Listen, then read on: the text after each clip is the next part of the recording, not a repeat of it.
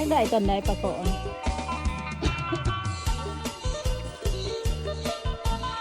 เชือกจะได้กับข้าวมาต้มกันแบบกันเห็ดค่ะไอ้ก้าเอาเมื่อ2 ตัวก็เอาแล้ว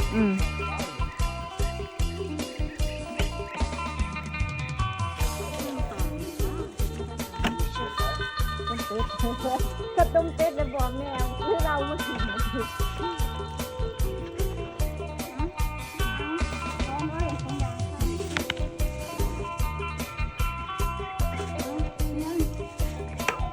แบ่งกันพี่น้องก็เอาปลายัง ปลานิ่นใหญ่กับ มาปะ